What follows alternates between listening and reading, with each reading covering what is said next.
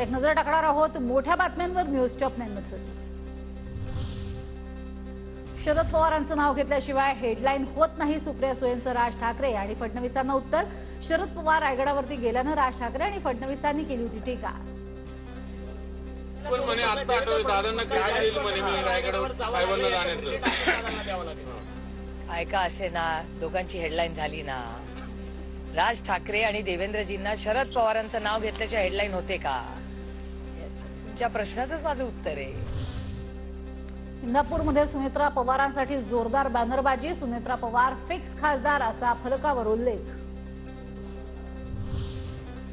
शिरूरच्या लोकप्रतिनिधींनी धरसोड भूमिका घेतली। इंदापूरच्या सभेतनं अजित पवार यांचे शिरूरचे खासदार अमोल कोल्हेंवरती निशाणा।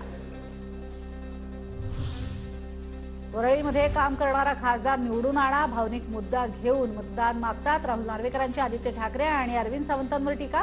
वरळीकरांना खासदार आमदार भाजपचा लाभला असता तर वरळीकरांची स्वप्नपूर्ती झाली असती असेही विधान। गोखले पूल तयार पण घटनाबाह्य, सीएमकडे उद्घाटनासाठी वेळ नाही। गोखले पुलाच्या उद्घाटनावरून आदित्य ठाकरेंचं ट्विट। मुंबईकरांच्या त्रासाकडे सरकारचं दुर्लक्ष होत असल्याचा आरोप।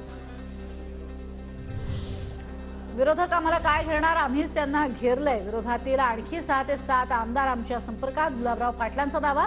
तर वेळ आल्यावर नावं देऊ, गुलाबराव पाटलांचं वक्तव्य।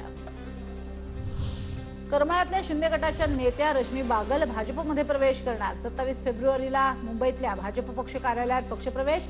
माढा लोकसभेमध्ये भाजपला होणार फायदा।